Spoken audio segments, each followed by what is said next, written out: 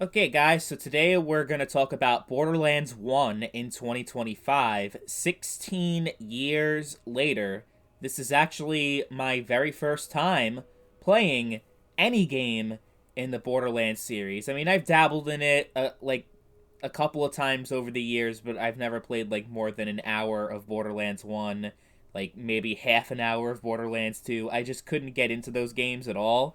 But now I'm actually giving them a chance, and I actually had people to play with, people from IRL that we got together on PC, got the enhanced Borderlands 1 Game of the Year version. And apparently there are some differences between the remaster and the original version. The remaster has the minimap, it obviously has some updated graphics, and it's ultimately the best version to play if you have access to it. So that's what I would recommend. As far as PC is concerned, though, there are some issues with the servers and the matchmaking. It has to do with voice chat in like the in-game voice chat in the game. It somehow causes like serious lag in game that like I was playing with my friends and we were like, what the hell is going on here? It's like so laggy, it's pretty much unplayable. Looked it up online, and it turns out you have to go to the INI files. For me, it's Steam Apps, Common, Borderlands Game of the Year Enhanced, and the base engine file is the one you want to edit. And within that file, it says, has voice enabled. It'll say true. You have to edit that and just delete, get rid of true and type in false, and then the game will work perfectly fine. Like, it's so fucking weird, but that's, like, it's a simple fix. It's easy. I don't know why the fucking 2K, Gearbox, whoever, didn't just fix that themselves, but whatever. It's not like anyone uses in-game voice chat anymore in 2025, so I don't understand why they couldn't just get rid of that, because it's causing so many problems.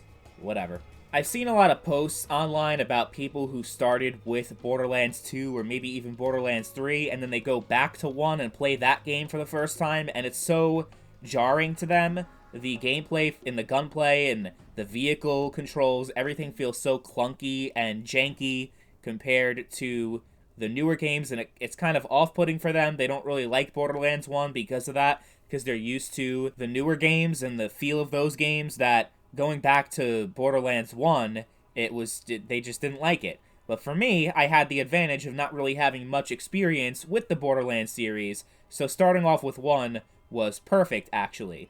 And it actually is like a really amazing experience if you have people to play it with.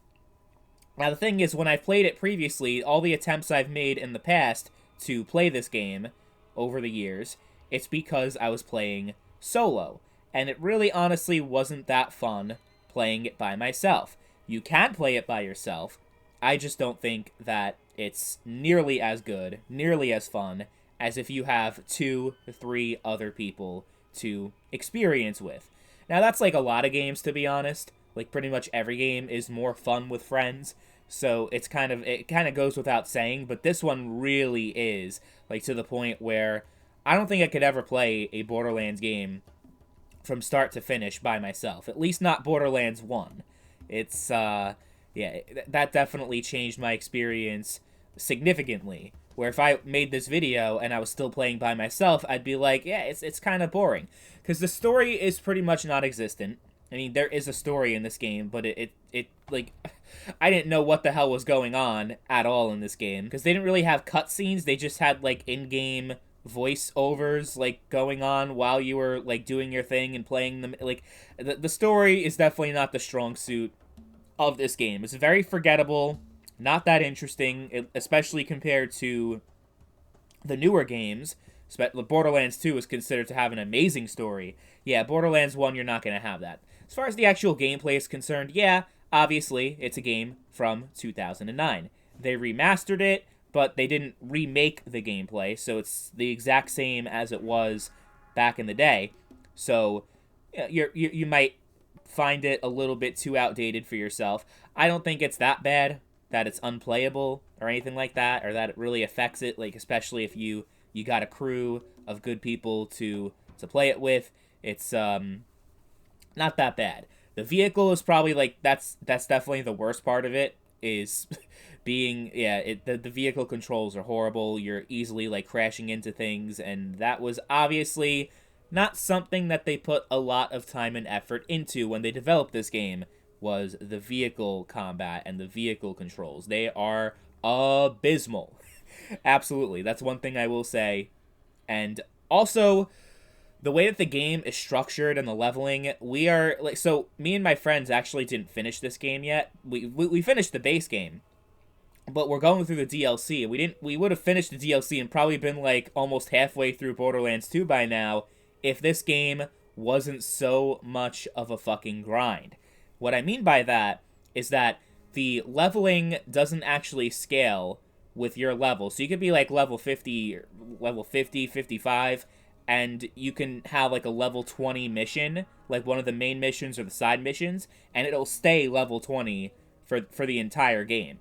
So it gets to a point where it gets too easy and it's boring, but you have that option of doing the second playthrough, which is like New Game Plus, so that the enemies, they don't necessarily scale with your level, but they are more difficult. Like, the level is a lot higher in Playthrough 2.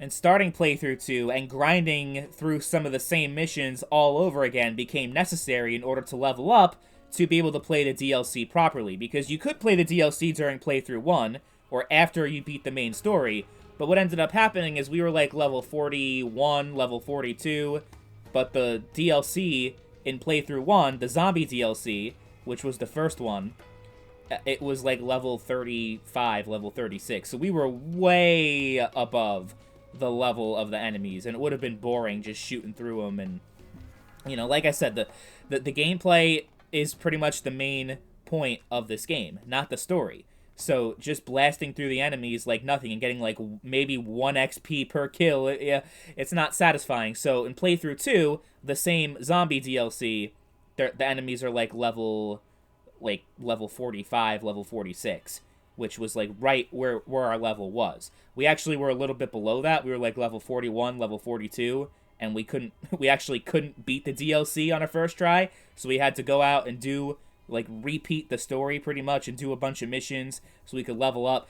And we're in the middle of the second DLC, the General Knox DLC, and we're also having the issue where we're way under-leveled. Like, I think I'm level 51, but they're like my friends are like level 48, level 49, and they're just getting destroyed. So we're like, pretty much, we were like playing like maybe 2 or 3 times a week, every single week, to like maybe playing it once every 2 or 3 weeks because it's become so much of a fucking grind and feels like I'm working a job instead of playing a video game. So I really didn't like the level scaling and the structure because it forces you to pretty much replay the game all over again in order to properly experience it, and it's not that satisfying to me. It's just a slog. I hate it. So that's like one thing I'm gonna knock this game on. Overall, though, it's a great co-op experience, and if you're brand new to the Borderlands series and you have a couple of good buddies to play with, I would say go for it.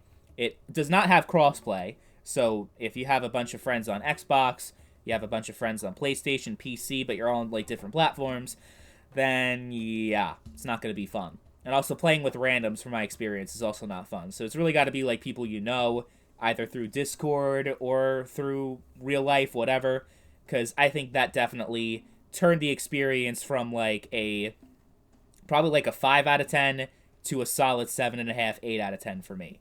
Like, it was a lot of fun. It was great doing the Let's Play on the Let's Play channel, which I'm still uploading. So if you want to check that out and get some more gameplay and kind of get a better idea of what to expect, go check that out. I love, like, the weapon variety and the overall experience is good. Like, it's a good game with a solid foundation. And the different classes and abilities and perk tree and leveling up gives the game a lot of depth and some replayability too if you want to change things up and start a new playthrough with a different class so you have different perks and abilities than you did in the last playthrough. I just think it's not for everybody, so just be prepared for that. But yeah, that's Borderlands 1 16 years later, and let me know in the comments, do you still play this game in 2025?